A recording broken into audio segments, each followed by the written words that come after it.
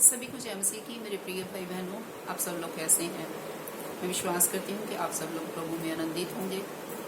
वचन से पहले छोटी प्रार्थना करते हैं। स्वर्गीय पिता, हम आपका धन्यवाद करते हैं प्रभु जी, आज के नए दिन के लिए, इन सुबह के लिए जो आज आपने हम सबके जीवन में दी।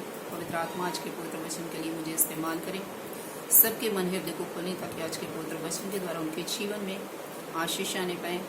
यीशु मसीह के नाम से इस प्रार्थना को मांगते हैं, आमीन आमीन हालेलुया। परमेश्वर के प्रिय लोगों, आज का प्रभावशाली वचन लिया गया है। मेरे साथ पहला कुरिन्थियों की पत्री निकालिए, उसका 16 अध्याय और उसकी 22 आए। हमारा प्रभु आने वाला है, हालेलुया।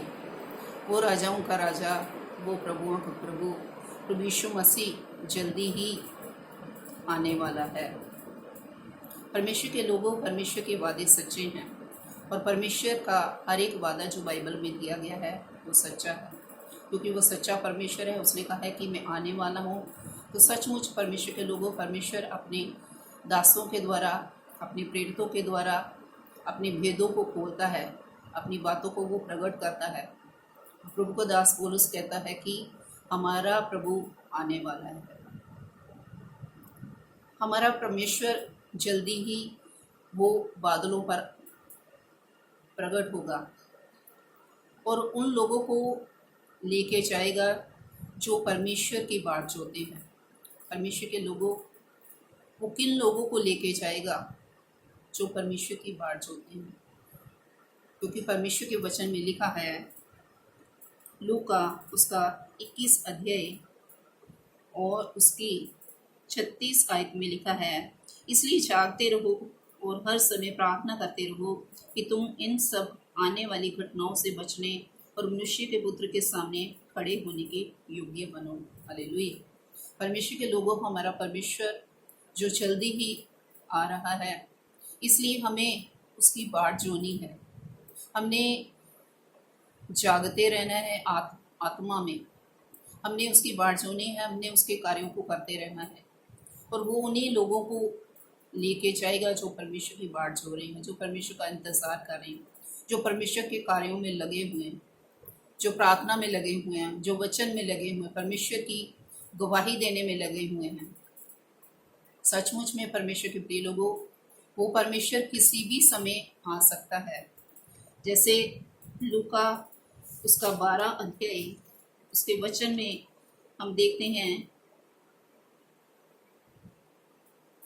37 वचन में लिखा है, धन्य है वे दास जिन्हें स्वामी आकर जागते पाए। मैं तुमसे सच कहता हूँ कि वह कमर बांधकर उन्हें भोजन करने को बिठाएगा और पास आकर उनकी सेवा करेगा। हालेलुया।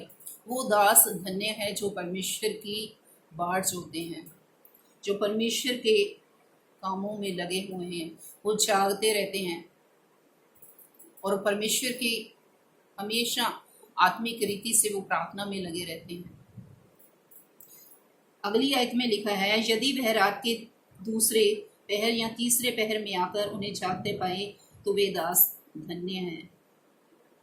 चाहे परमेश्वर रात के दूसरे या तीसरे पहर में भी आ जाएं, और वो दास धन्य है जो जागते रहते हैं, परमेश्वर के कार्यों में लगे रहते हैं। ऐसा नहीं है परमेश्वर के प्रिय लोगों कि हमें रात को सोना नहीं है, हमें शारीरिक नींद तो लेनी है, लेकिन हमने आत्मिक रीति से आत्मा में जागते रहना है और हर समय परमेश्वर के कार्यों में हमने मगन रहना है, हमने उसमें व्यस्त रहना है, लगे रहना है, क्योंकि वो परमेश्वर किसी भी समय आ सकता है। उसके आने का कोई भी समय नहीं बताया गया है।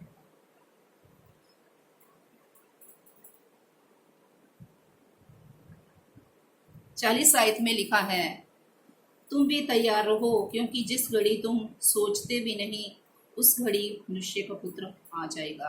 हालेलुया। हम जिस समय के बारे में सोचते नहीं हैं वो परमेश्वर उसी समय आ जाएगा। इसलिए परमेश्वर के प्रिय लोगों, अपने बीच से सारे अंधकार के कामों को दूर करें। हम चोरी करने में, हम पाप करने में, हम व्यभिचार करने में, इन कार्यों में ना लगे रहें, बल्कि अपने जीवन को चेंज करते हुए, अपने पापों से पश्चाताप करते हुए हमने प्रभु के कार्यों में लगे रहना है। हमने प्रार्थना में लगे रहना है, वचन पढ़ने में, आराधना करने में, स्तुति करने में, उसकी गवाही देने में और परमेश्वर के अनगिनत कार्यों को करते रहने में हमने मगन रहना है। और उस परमेश्वर की बाट जोनी है, जो परमेश्वर जल्दी ही आ रहा है, वो अपने लोगों को लेके जाएगा जो उसकी बाट जो रही है। इस वचन के द्वारा प्रभु आप सबको बहुत ऐसे आशीष बरकत दे। सबको जय मसीह की। God bless you all.